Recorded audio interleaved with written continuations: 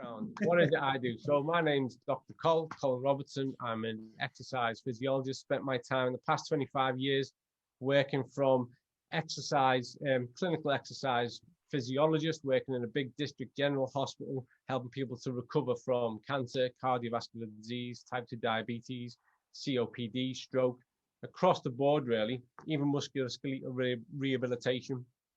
But from that, I've always worked in elite sport and pro sports as well. So I've helped to develop athletes who've gone and medaled at Beijing, London, Rio, trained a lot of people kind of in rugby, took the Ireland Rugby League team to Australia World Cup in 2008, worked with them on 4 other campaigns. I used to be head of S&C at Widnes Vikings, worked at Sale Sharks.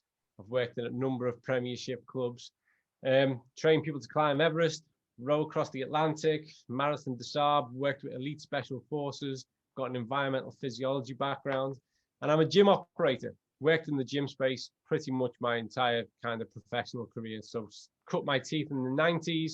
I had that optimism of youth, just got on a plane, went across to Venice Beach, rocked up a Gold's Gym and said, could I have a job? Told them that back in the UK, I was quite a big thing. So they said, yeah. Also told them I was prepared to open up at 5 o'clock in the morning and got started. Off the back of that, was introduced to a guy called Andy Jones, who some of you might have heard of, who at the time was one of the heads of human performance at Florida State. He was on holiday in Venice Beach, invited me over to Florida State, and that was the game-changing moment. Came back to the UK, did a sports science degree, master's degree in exercise nutrition and physiology, PhD at Liverpool John Moores, and all that kind of stuff, and kicked on from there. So I'm researching now, kind of knowledge broker, kick a lot of stuff out into the peer review, operate a gym here on the Wirral, have done for 11 years now, called the UTS. From that, we also have the UTS Foundation, where we support people across the Wirral who've had cancer or have cancer, and we give them access to free exercise classes and nutritional support. Yeah, I guess other stuff to just chuck in. I'm part of the Greater Manchester Health Innovation Board, City Changing Diabetes Global Strategy, part of Active Cheshire, looking at infrastructure change to get people to move more. And I'm currently sitting on the Advanced Clinical Practice Group working with Health Education England with regards to how we're going to upskill the entire workforce to cope with post-COVID-19 and that kind of long COVID, post-viral rehabilitation. Mel and I go back a long way, met, both working on a different project for Under Armour over here in the UK and Europe. And it was Mel that got onto me last year and said, there's going to be fallout from COVID, so let's muster together and put together something that we can help the industry to respond to it. And that's really what gave birth to CAWS. So that's me in a nutshell, really. Yeah, you can tell which one of us is the academic in the partnership, I think, after that. I won't take up much of our time at all, just explaining who I am. We can always cover that later. But to pick up on what Col said with regards to what we're up to now, and of course why Adam and Ben have kindly invited us to join you guys today. Some of you will have seen, I know some of you have seen because some of the messages that we've had, but as Col opened up there, we've set up a new education company called CAWS. We were actually working on this concept back in 2019, believe it or not. Education company as a whole, and our philosophy then, which is still the same, was that we wanted to create an education company that could deliver content, courses and curricula that was specific to the needs of coaches and clubs. You guys know the drill. We've been in and out of clubs for our entire careers, and Col and I kind of got sick of hearing the same shit around what people felt that they were missing from education, from qualifications and from CPD. And as you can see, Col's got a breadth of experience in terms of the different hats that he wears. So his pre-existing network is massive. And as Alex knows, you know, Col has an experience of educating people across PhD and MSc levels, etc. So I just kept stealing his brain constantly to say, how should we do things, and who can we pay to do this, and who's good at this? And then it just got to the point where I said, oh, for fuck's sake, will you just come and do this with me? Because I feel like I'm taking the piss now. So we'd already started to build out these curriculums, basically, to remedy this situation that we all know about, kind of end of 2019. Then we come into 2020, and we've been talking to club chains about it and certain coaches about it. Everything that we try to do is always very collaborative. We never wanted to come at the industry with something that was our opinion. So we've been through that process, and we'd actually been trying to raise like £1 million to do what it was that we really wanted to do. And then the COVID situation obviously hit. Massive story short, as Col said, what then happened was our reaction to the situation was, how can we help clubs and coaches with what can we do? This was as early as like April, but what can we do to help out? And then I basically had a bit of a Jerry Maguire moment, didn't I, Col, where I kind of realised a lot of the curriculum that we planned for, who we had access to and who we knew, we were like, oh, we could potentially create some short courses that would help clubs and coaches to respond to the situation. And as we saw it, there would be 3 populations coming back to us in that at the time, July. Yeah, we were opening clubs in July the first time around. Yeah, we thought there would be 3 key populations that would be coming through our doors. So those that had COVID or were dealing with long COVID. Obviously, when we were talking about that back in May, it wasn't as a household conversation then. Then equally, the whole membership base that we already have a relationship with, that's been stuck at home with one freaking dumbbell for a year, perhaps a bit disengaged with, do I really need a gym membership? Do I really want to spend money on PT? And then that whole population that throughout all of this has been classed as vulnerable and told to shelter and stay at home, from the beginning, their mindset began to change on how they wanted to change their health status and invest in that. So in the event of a 2nd, 3rd, 4th, 5th time round, which obviously we've subsequently gone on to experience, they could be more robust with what they were dealing with. So we kind of figured we got these 3 populations that we could all as a sector add value to, but we might need to help some of the coaches out there to kind of fill in the gaps. So we figured we could create these 3 courses, which we then named Rebuild for the COVID stuff, Rebound for the decondition crew, and then Fortitude for the chronic conditions crew. And we went to UK Active back in May and said, look, we've had this idea, we could make it happen. If it's shit, we won't do it. But if you think it's going to help people, we'll build it, basically. And UK Active said, yes, it was on our agenda. We knew we'd need to have to respond to this from an education perspective. We'll back you. So my other business pretty much went bump overnight because of the COVID-19 situation. But what that meant, fortunately, was we got a little bit of a bounce back loan. I mean, tiny, but it helped, obviously. So we just threw that into it, didn't we, Col? And we used that to build the business. And obviously, Col has a gym, so that helped. So we filmed all the content for all 3 courses through the summer, and initially we figured it would be a short term, us doing our bit, like our obligation to helping people in that short term phase, and we figured we would start to resume some pace of normal heading out 2020 up to a point, and then it was clear shit was going to get worse. Of course, then what happened was the whole COVID situation escalated massively in terms of case rates, but also how it affected us as a sector. And Col and I, being Col and I, we're not really the sort of people that if we can help a situation, we'll sit on our hands. And we always wanted to create a company that had more meaning than only education. So we naturally, inevitable, we started to get quite hands-on with people who'd experienced COVID, people who are struggling with long COVID. And it's horrendous what these people are dealing with. And because of that, it kind of made our involvement way beyond an education course, really.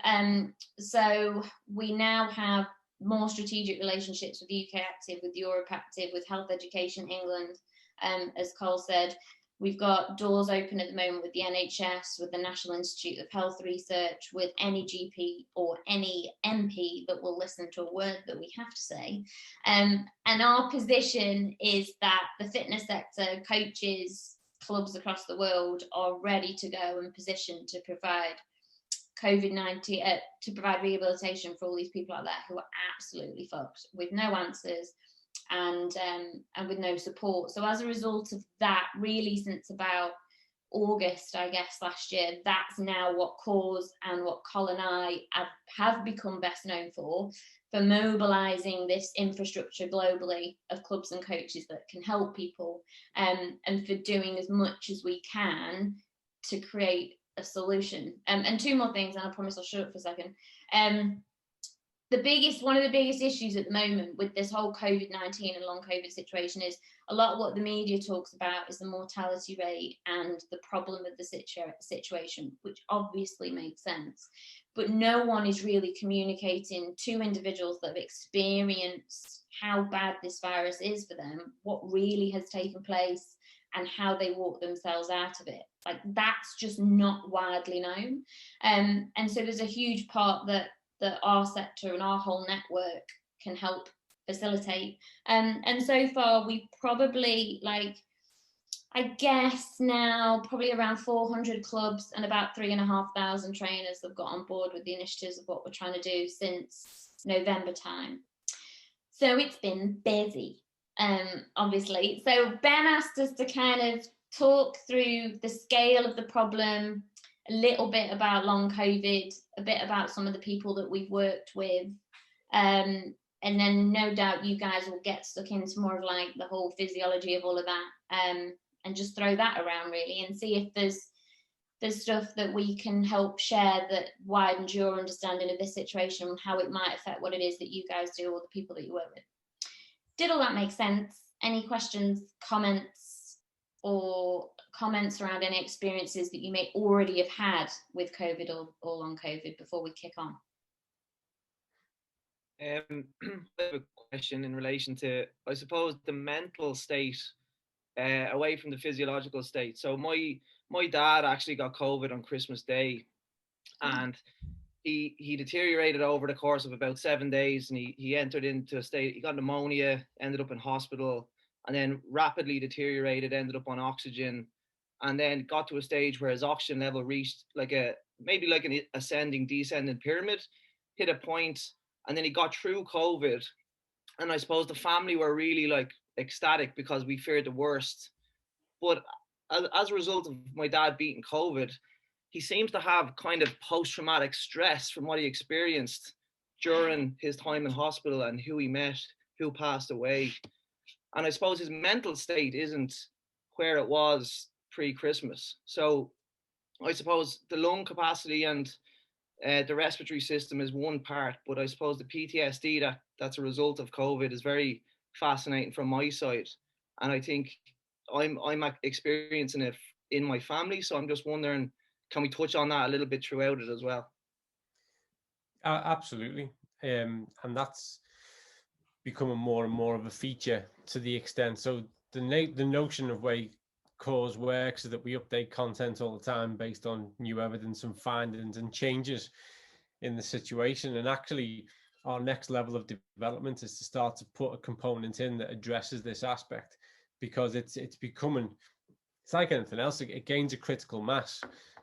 So you start to see a pattern emerging across types of populations, and this notion of, which I think is a good description of it, which is, PTSD, is a huge factor, and it ties into also pre-existing psychological concerns, what were being referred to as hyperphobia, a fear of going back into that fast-paced society after a sequence of lockdowns, plus something that's come across and gives somebody, a legitimate health scare. And everything I'm not going to patronize anyone, and I don't want to trade in cliches, but everything we do really hinges off how successfully we can build a relationship with an individual, what kind of level of buy-in we get psychologically, and I guess really how much belief they have in what we can support them to achieve or repair. That there's an added complexity to that when someone is dealing with something that's far more of a diagnosable condition, when it comes to something like PTSD and the level of trauma that individual's experienced. And so just so that you guys know, part of the work that we're involved in with National Institute for Health Research is that they are, first of all, trying to work on a structure to define long COVID as a syndrome. So they're looking at what are the true characteristics and typical symptoms that would enable it to be classified as a syndrome. That's going to bring about a fundamental shift in how long COVID is considered. So rather than it just being this kind of untidy pattern of people who have long symptoms, it then starts to get recognized almost as a condition in itself. And a part of that is this context of PTSD. So you can't separate the two. Just as much as some people they'll be asymptomatic and then suddenly have this long tail of symptoms that seems disproportionate to what they experienced whilst the virus was active. There are people who are low level symptoms whilst the virus is active and then just shrug it off. It's like back to business straight away. There's that end of the spectrum all the way through to quite genuinely, and I don't know where your dad's at, but there are people who are quite genuinely back now saying, this is a life-changing event. My perception of self is now altered. I'm not who I used to be, neither physiologically, pathologically, or psychologically. So given the potential impact of this, we're going to be working with this and picking up the pieces of this for years to come. This isn't a part of the COVID that the vaccine's going to let us unlock the doors and get back to business. This is going to be what we're going to be working on and supporting with for years to come. It's complex. It's really complex. And I'm kind of glad you brought that up right at the start, because we need to start at the very real end of it, because people are getting various messages from the media as to where it's at, and there's not enough conversation about it yet publicly. Mel and I live in a bubble because we're a part of all these committees and strategy groups nationally and internationally. So we're talking about it all the time, but more people need to talk about it more all the time, because people like your dad, it almost doesn't feel like a real thing until other people confirm it. And that's even harder to deal with, isn't it? And the other thing is, like, my dad would be the first to acknowledge it. He would be honest and he would say, I am not feeling well. Like, at one stage, and I don't want to make this whole thing about my dad, but it's the only way I can relate to what we're going to talk about today. Like, he was in a ward with two men. One of the men was married for 61 years, and he got admitted to the hospital with his wife that was in the next room, and she passed away overnight. And he experienced the doctor beside him tell that to his friend who he met for 2 weeks in hospital. And he's traumatized because he witnessed the whole event. He witnessed that guy mourning, and witnessed watching the funeral on a tablet beside him, like life-changing stuff. And as you said, Colin, his life is definitely different than when he got admitted to hospital. Even though he's beaten COVID, like, he hasn't shaken it off by any means, and he's trying to repair his mental state every day. So this is interesting. So thanks a million, guys, for doing this so far. David, can I just ask a quick question? And again, maybe Colin, you can sort of go into this. Has that been acknowledged by the health system in any way, shape or form, in the sense of, have they acknowledged that there's been psychological trauma to your dad, or they just said, you're over COVID, off you go, see you later? It's interesting because obviously when Ireland was in lockdown, and like the UK, you're socially distanced, you're in your own homes, you're talking through FaceTime. So my dad deteriorated rapidly from having a conversation the day before to being on 10 liters of oxygen and not being able to speak within 24 hours. So we prepared for the worst, feared the worst. And I suppose from my dad's side, like, my dad's a member of one of my personal training studios. He's fit, he's healthy. And to see him deteriorating rapidly was so scary. But I'd imagine from his side, it was scarier for him, thinking that his life was going to be taken. And then all of a sudden, within 48 hours, his oxygen was reduced. He got taken off the machines and he's back to kind of normal. And then he's released from hospital and he's back in his armchair in the house, and it feels like he's woken up from a bad nightmare, so there hasn't been much talk about post-traumatic stress or the psychological impact COVID has post-COVID, or, if you beat COVID, because that term beating COVID, I don't think he has beaten COVID, because COVID has really changed his life. His outlook on life is really positive now, but he's still dealing with that COVID experience per se. A few things on what you just, I'm just going to jump in dead quick. A few things on what you said there was, we work with a guy called Mark Davis, who is one of our featured coaches, who's in a number of our programs. Mark is a resilience expert, and he actually has a ton of experience in PTSD, and it's Mark with whom we work with on a lot of the mindset stuff that's in our programs. But David, I'll connect you to Mark, because just kind of as, look, this is all about helping a bro out, this group, right? So I'll connect you to Mark, because I'm sure he'll have a bit of a chat with you and just see if there's anything that that he could offer in the very short term that might help your dad out a little bit. Great, thanks, Mel. Thanks. No, you're welcome. Sorry, Carl, you were going to say something.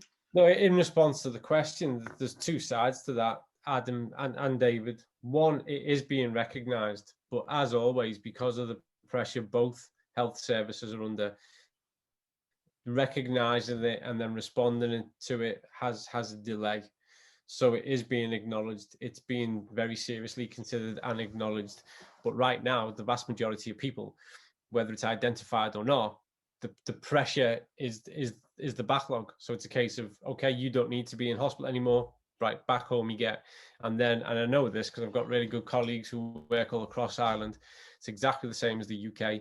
It's a postcode lottery with regards to the type of care and after support you get. It's exactly the same. It's something that people are being proactive to try and repair, but that's the way it is. So I'll be very surprised, and hopefully I'm wrong, but I'll be very surprised if currently your dad's getting any support for that.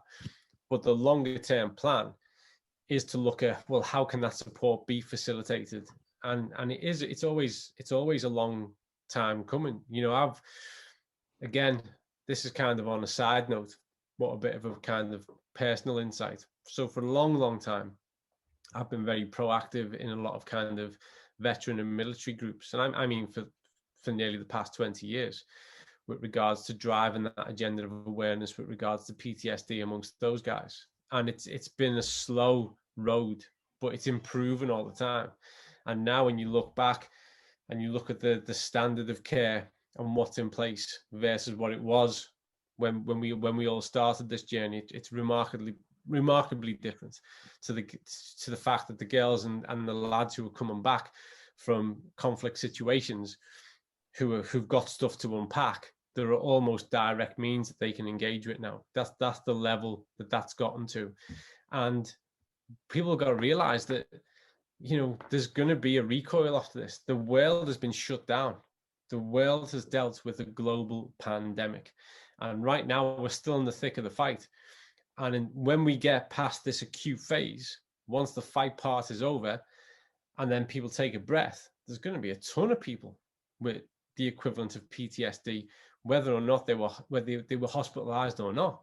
But we know that's coming.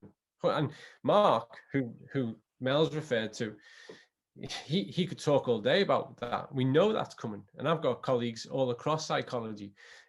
Professor Jerome Carson, who I think is is an incredible psychologist. He's been talking about what's coming our way for the past 9 months. So we know, so bracing for it, being aware of it, puts people in a position, therefore, to hopefully be able to do something about it. But right now, a lot of those casualties are still on the battlefield. We're really pushing through this phase, and then we can start to look at how we make it up. But back on to kind of where Mel and I therefore mustered and decided to make a response to was knowing two things really. One, that there was going to be people with a long tail of post-viral fatigue, because you could just see by the way that this virus operates, its physiological and pathological profile, the way it acts and the damage it inflicts. So it made perfect sense that this was going to be a feature. And sadly, time has proven that to be all the more true. And secondly, I'm a huge advocate of the fact that this belongs to the fitness industry. Once it steps outside of clinical care, there is no existing infrastructure. And, wanting to build the odd £10 million rehab centre here, there and there isn't enough. It needs to be in the heart of the community, and it needs to be in the hands of fitness, exercise professionals and experts. And it's about that industry opening up and realizing this is where we're most effective. This is where we can facilitate the biggest change. This is what we do, which is to, physically, physiologically restore, rehabilitate, and realign people and get them starting to move forward and having a greater appreciation for really how positively empowered they can be about their own health. And it's all stuff that we know, but standard practice and best practice sometimes separate because of routine, because of the environments that we work in. So a big part of it is getting back to what we know we should do: objective measurements and assessments, consultations, mapping every part of the route, progressions based on evidence of somebody showing positive change, how to set the pace.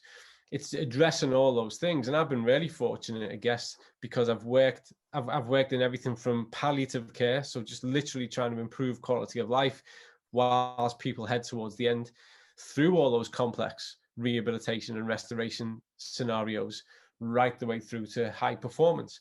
So it's working from those pillars and through. And people, it's so Ben's here, who's gone through some of our stuff, it's so individualized. That story that you've shared, David, if everybody knew somebody who'd been affected, we'd have currently the 17 people on this, we'd have at least 17 different scenarios described and 17 different sets of complexity. So it's about drawing some common sense guidelines through the middle of that are evidence-based and based on best practice and how we can respond to it. Because my concern at the moment is, as has happened in the past, the long-term recovery stage, they'll try to medicalize. And when they do that, nobody benefits, because when you medicalize it, there's no system to support it.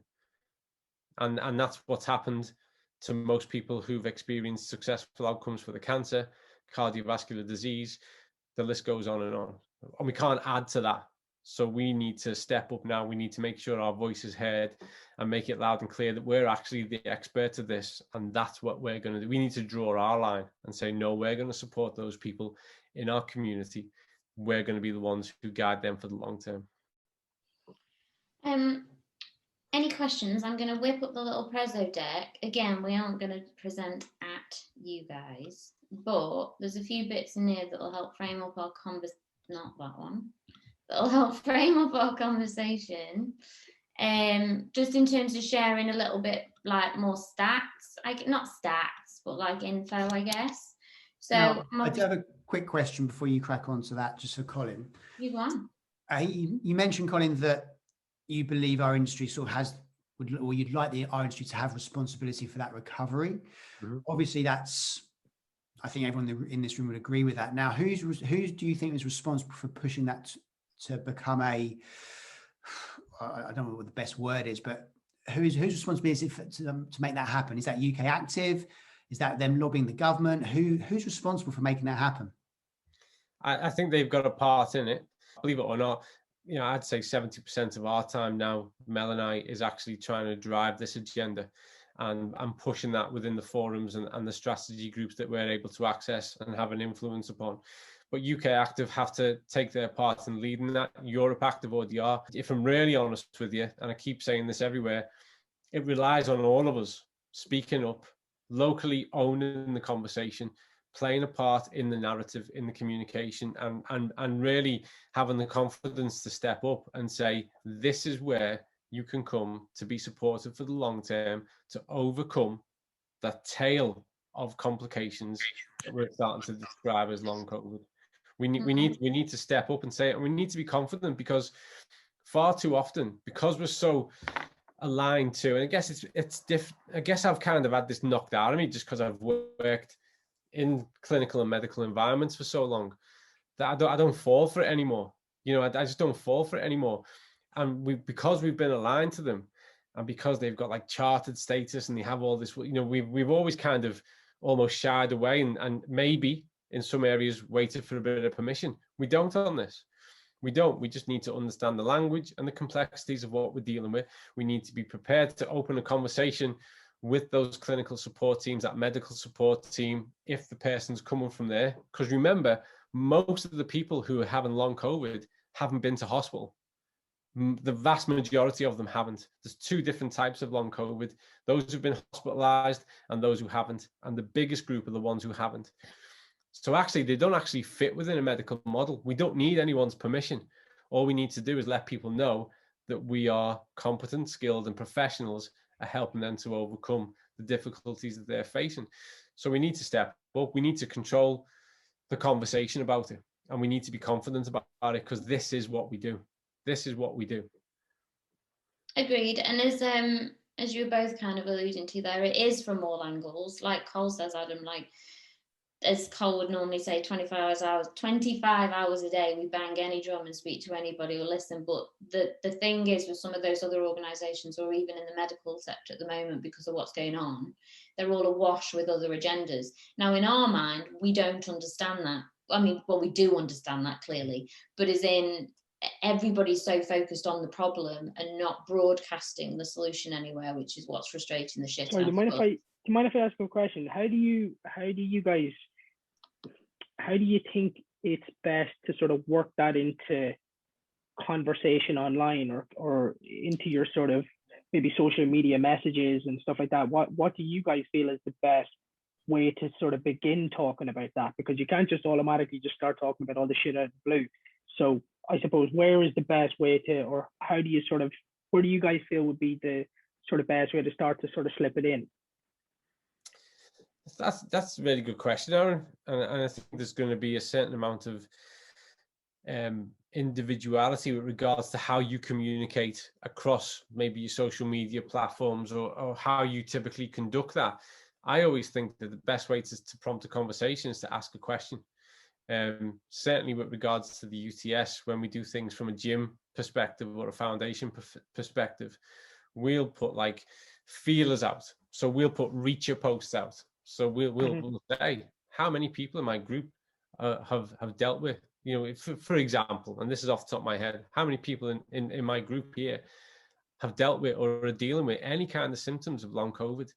What's your experience of that? Where are you up to? And get people to start the conversation. And it's just, you only need one to start the snowball, don't you? And it's about get people and get a response. So I always think that the best way is to put a feeder out and to see how people respond to it. And rather than jump in and say, right, listen, I know all this and I'm here to help, just see where people are at and see what kind of response you get. And Aaron, I still get everything from, I don't believe it's a real thing, to I thought I was going to die. That's how wide the variance are. But can I ask you just one more question? Sorry. In terms of feedback, what has been the main sort of feedback that you've gotten when you've sort of approached these types of topics? Do you feel like people are not, you sort of, not that you're unqualified to talk about this? Do you know that kind of way? Like, no, that's me sort of feeling like I wouldn't be qualified enough to be talking about this type of stuff, if that makes any sense to you. But yeah, I understand. You're extremely qualified in terms of, you know, comparing me to you. Like, you're miles ahead of me in terms of qualifications and certifications and experience. So I'm just say for instance, from someone in my position that might be sort of lower down the peg in terms of qualifications and knowledge on these types of topics. How do you deal, or what I suppose, what do you think the feedback would be, or do you think there would be sort of negative feedback if you started talking about this type of stuff? Sorry if that's a bit of a long-winded question. No, you're right. It's a great question. And of course there is. There always is. You know the score. Guys, girls, you all know the score. What it's like to have a conversation on social media. You know, God, honestly, if I hear one more time someone say to me, "Are you a medical doctor?" and I say no, so I'm not going to prescribe suppositories. So I'm not going to go anywhere near that. That's not what I do. What I focus on is physical and physiological restoration, and that's no matter how critical your condition is. But I'm always focused on working within my scope of practice. So you're always going to get that, and you get a mixed response. But the truth is whilst that negative kind of problem response takes up the majority of our time, it comes from the minority of people. The majority of people, the response that we've had across the board is, thank God. Even just to talk about it. Some people just love genuinely now, some people just love the fact that someone's opened it up for them to talk about it. And then it's about stating, like, all the certification that, please, honestly, It's about stating the claim about what part of the problem you can provide the solution for, and being dead strict about it. I'm not a physiotherapist. I'm not a medical doctor. What I am is I'm a PT. I'm an exercise specialist. And what you need right now is to structure that meaningfully so that it's safe and that it brings about a positive change and we can commence a lifetime journey. That's the bit I'll work with you for. And anything that's more complex than that, there are other specialists that do their part. But you know what? So be confident about what you do, because it is a professional skill set, and it's complex, and it requires people to be immersed in it and to be passionate about it and to do it well. So be confident in what you do, but lay your stall out and say, that's the bit I can help you with. That's the bit I can do with you. And be confident and tell them you can do it. Yeah, just a dead short story. When I first went to work off in physiotherapy, long time ago, I naively went there thinking I'm going to work in physio and I'm going to learn loads about exercise for 12 months. And I spent 6.5 years teaching loads of physios about exercise because they didn't know much at all. And I know that that varies, and some of the physio guys are brilliant, but as a collective, but neither should they. That's not what they actually do. When it comes to rehabilitation, restoration, and progression, that's what we do. So own it. Just be confident and be clear about the bit you're part to do. The only time anyone can criticize any of us is if we're pretending to be something we're not, and we're pretending to be able to prescribe stuff, and we're not saying that. And a couple of things on what you just said there as well, Aaron. Actually, this week, Col and I often talk about 3 things that anyone in our sector can do, whether they've done our program or education or not, to help people who might be quietly struggling with this. And to go back, without bouncing around too much, to go back to what David was saying about the mindset and the mental stuff, there's still like a real stigma around, I'm dealing with long COVID and I've had COVID. There are people that are ashamed of it. There are people that don't tell people about it. Mothers, fathers, people trying to hold the shit together because they're trying to keep a job down and run the family. And so people are keeping it to themselves as well. And this is what's kind of creating a terrible situation worse, but also escalating and contributing to the mental aspect. So where Col says then, once the doors open, once one of our coaches open the door to one of these people, the immediate response of the gratitude just for having someone listen is massive. But anyways, we've got these 3 things that we talk about that people could do. We actually filmed them, didn't we, Col, earlier in the week, just as a little thing that we're going to stick on YouTube, because it comes up so often. So when that goes up on YouTube, I'll send you the link. It'll be like 10 minutes long or something, but there's stuff in there that you could confidently talk about on social that would help the situation without straying out your lane or anything. But then the other thing I was going to say was, Ben, at any point, the guys that you're working with now, they've not questioned your ability to help them, have they? No, so I'm now working with about 5 different people, and that's been over the last few weeks. And I mean, the response overwhelmingly has been incredibly positive. Partly just the fact that someone is listening to them, taking them seriously. Some of them have still had really bad experiences with doctors who don't even believe that long COVID's a thing. You wouldn't believe some of the and very different stories and experiences that people have had. But one of the most overwhelmingly positive bits of feedback, and I've got to give absolute props to Col and the content of the course for this, is praise in the fact that we have a process and a structure to the way that we're doing things. So I can lay things out. I can sit in a first conversation with someone. The way that I'm doing it now is having an hour on the phone with or on the Zoom with them in the first session, and I'll just get them to tell me their story. And probably most of them will spend half an hour to 45 minutes just talking me through what they were like, what they did pre-COVID, their journey, their story, their experiences, how it's affected them, and then where they're at right now, what they can do, what they can't do, and where they want to be. And that'll take the majority of that time. And then at the end of that, I'll lay out, this is the process that we're going to go through. And we've got an assessment that we're going to do. We're going to get a baseline. We'll see where you're at. We're going to go through 3 phases. We'll have reassessments along the way, and we'll time and stage it based on your milestones and your progression back through that. And immediately you can just see this relief that they're like, so you really think I can recover from this? Yeah, 100%. It's not going to be quick. And, you know, I'll steal Col's phrase the other day, slow is the new fast. You know, we're not trying to rush this. We don't want to push you. You know, we need to work within your current capacity. But, you know, just that reassurance that they can recover, because some of them still feel like they're stuck here, or they've tried to push themselves back into exercise and had a massive relapse.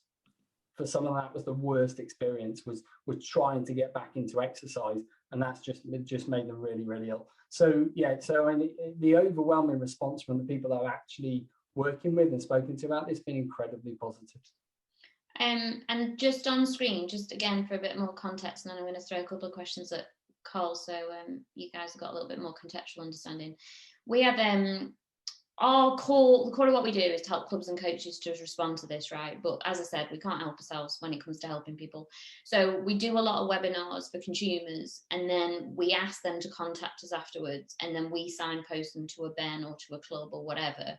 So we have a web page now where people fill in a form about their experience. So I just took a couple of screen grabs of some of the forms that we got filled in. On my screen, half it's cut off because of your faces on it, but hopefully you can get the gist.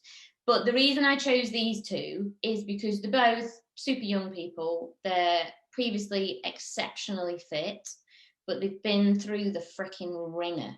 And when you read the descriptions of what they dealt with, and their option, which is their saving grace, which is, as Col and Ben are saying, they're so chuffed that they've got a Ben to help them.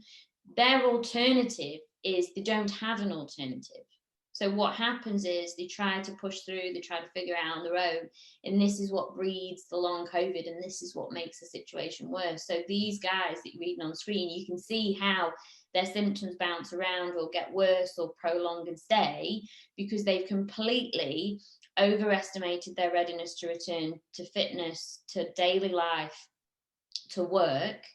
They've completely underestimated the recovery and restoration period, but also, like, who can blame them? Like, these guys don't understand this stuff. That's where, as we've said a few times, that's where we come in to talk them through the pace of how it should operate. So the impact of just having, with going back to Aaron's conversation about how kind of expert do you need to be on this, it's not like a rocket science thing just to steer these guys through. And up to now, like genuinely, every inquiry that we've had, that we've signposted to a coach, every single one of them has proceeded to start to work with someone, because that kind of gives you an indication of their appetite. But I guess just from a sciencey perspective, Col, as well, we talked a little bit about the virus at kind of a very top level, but I know I'm expecting some of the guys listening will be interested in this. Long COVID as a syndrome, or the virus itself, how much damage does it inflict on a person? And can we dive into that a little bit so the guys kind of understand what's causing all this bullshit? Yeah, and apologies if I say stuff that you're already well and truly know. Okay, so I've got no intention to kind of offend anybody's intellect. But as you're probably aware from now, if we just start from the beginning, the way the virus functions, which isn't unique, but it's definitely got an individual way going about it. So it's based on this notion of DNA, mRNA. So the virus gets set, sits upon the cell, sends in, to begin with, this replicant code. So it duplicates itself within the cell. When it reaches a critical mass, it then sends the code for the cell destruction, which it does.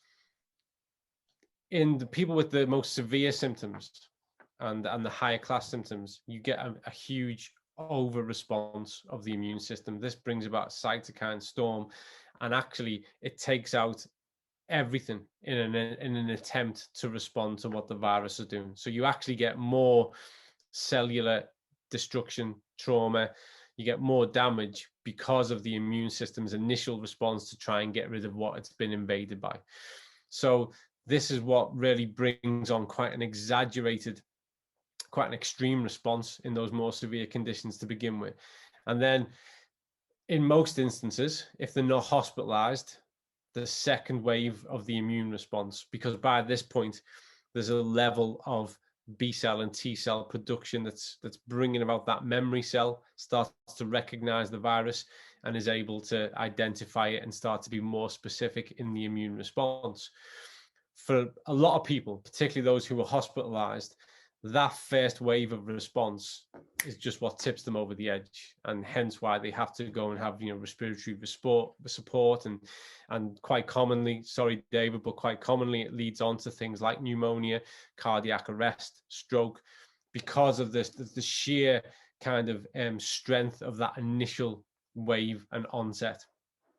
So that's the kind of acute stage. But we know that in the wake of that, even with those lower level symptoms and people who've even been asymptomatic, which is particularly curious, is that the presence of the virus, and a lot of medics and stuff don't like us using the words damage, but which I totally get, but it brings about traumatic change to the tissue. So the alveoli on the lungs was a primary site that was identified. The virus was being active there, and it was literally damaging some of the alveoli. And it was originally thought that it kind of went via the respiratory system to other places, but then quite soon on, it started to get identified that it was going straight to cardiac tissue. It was attacking the hemoglobin within the blood. It was starting to go straight to some of the vital organs, particularly the liver and the kidneys. Neurological factors were being influenced. And so with long COVID, we're seeing the tail ends of any of them, where the virus can have been active and present, even if it was at low level. Once you get past that acute immunological response phase, then you start to pick up the tail end of what trauma has actually taken place. And that can be, sometimes it can be the worst type of presenting symptoms, because it's all very inconsistent and low level. And, lots of my friends are GPs and medics and consultants, and they'll tell you that pattern of symptoms is a nightmare, because it's really hard to pin anything down. And hence why, when there's a pattern of symptoms like that, it typically becomes a syndrome and not a condition. And that's where long COVID is headed. So I encourage everyone to assume nothing, to the extent that if someone's been hospitalized, it's got that severe, and therefore you're aware of what secondary causes were elicited, that they had some kind of cardiovascular event, pneumonia, whatever the consequence was. If that happened, you're almost better informed, because you know what to brace for, and there are clear signs of what trauma has taken place.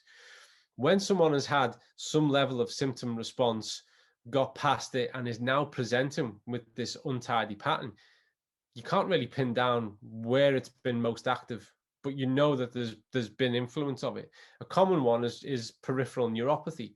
People getting strange pins and needles, loss of sensation, strange kind of cramping behaviors, everything from that to cognition, finding it difficult to focus. Another really common factor is post-viral fatigue, but that is going on for weeks and months. We've got one of our coaches is working with someone who's been what they would classify now as long COVID since May 2020. And the symptomatic phase with the virus was only 3 days. But they've been living with long COVID now, heading into what's that, 10 months. So, there's all these little factors going on. So I, encourage everybody to assume straight away that it's restoration we need to work on first. And restoration is a simple process in itself. We're going to turn over all that good stuff. We're going to do some kind of aerobic capacity work and increase their aerobic resilience, as well as their kind of functional accuracy, ability, proprioception, and building that into structural strength. But we're trying to do things that are giving the system enough of a stimulus, that more kind of high frequency, low intensity, so that we're upregulating those oxidative systems, we're getting that oxygen rich blood around the whole system and facilitating that healing process. We often use the analogy that, if you had a fracture and the day and you wouldn't attempt to go for, if you've fractured your leg, your tib fib, you wouldn't attempt to go and run a marathon on that. So imagine the same notion applied to the fact that at somewhere in the system, there's been a harmful effect. So you're not suddenly going to go and do a HIIT session. You're going to start to recover that, restore it, rehabilitate it, and build up its tolerance and its strength before you start to load it. So hopefully in amongst that, I've explained a little bit of the kind of pathophysiology of how it functions. I'm sure most of you have read that kind of stuff through your own investigations anyway.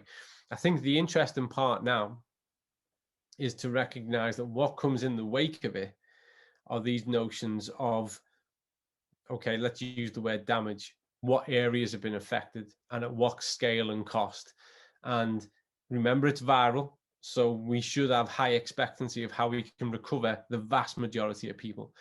And the ones who are going to kind of slip and have a kind of post-viral event, because this might reveal some underlying comorbidities for some people, hopefully going to be in the minority. Hope, you know, so far they are. So touch wood, that continues. But it is something to be mindful of. Nobody, I have to say, it's important that our interpretation of this is right. To date, no one's really developed a new comorbidity. What this virus has the capacity to do is accelerate things. And if there was a heightened health risk and something developing, remember, chronic illness and disease doesn't happen overnight. You don't get it at midnight. It's probably accelerating some of those processes and revealing to people what was kind of on their radar anyway. I'm not going to say anything because I know we've come up to the hour, and if people have questions, I want them to be able to ask them. I just have quick question, if I may. Question. Oh. Yeah. Sorry, David. Sorry, matey. That's okay. So, right? In November last, firstly, thank you for all that information. That was amazing to hear all of that and hear that those things are going on. Last November, so we run a club. Last November, we reached out to our local GPs to offer help for anyone that has come back from COVID. They've responded, come back into there and come in, have a free workout, and literally it just be like you said there, in the studio, a light workout with like-minded people. And essentially we got shut down, and we were told, no, you need to be kind of, you know, clinically trained and this and the other. So we're like, okay, no worries. We've done what we can with the local GPs.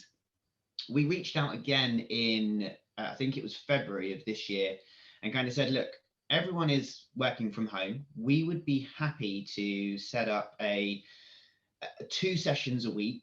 One could be something as simple as literally just an open forum for people to come and chat and open up and speak easy. And the next one could be something for people that are a little bit further along, and some light exercise, but in a controlled environment with a gym professional and working there. And the response that I got was that every GP now has a health and well-being coach. And if we wanted to be a part of this and the connection with the surgeries, we would have to be registered with the CCG, the Clinical Commissioning Group. Mm-hmm. And again, we kind of got shut down of trying to offer this support and help for, you know, our local community, and trying to offer something. We weren't looking to charge, we just wanted to connect and offer people help. How do we kind of get around things like that? Where are you based, Ray? So our gym is based in Hook, Hampshire. So we need to put that on our list, Mel. So that is them being either not understanding the communication you're actually putting across, or being really ignorant of the reality. So it's clear to put across that you are not offering to rehabilitate people who are in acute clinical need. You have to use that terminology. We are not trying to rehabilitate people in acute clinical need. We are here for all those people who will be just left to themselves because they're now past and been discharged. It's about all the lost souls. So the ones who are discharged off the books. And actually, the strongest measure to prevent them coming back is for them to engage in what's available within their local community with regards to fostering a capacity to own their own health. That's what you're there for. So you're there in clinical terms. You're going to work with the post 12 weeks. That's where you are. That's who you, and say, I'm not looking for referrals. We're looking for signposting. We're providing this service for people in our community. We are supporting people in our community who otherwise would have no guidance, and we are offering our professional expertise with regards to ongoing structured physical activity and exercise guidance, and bolstering that with some information about nutrition. That's what we offer. So it's none of the part that you want to take part in.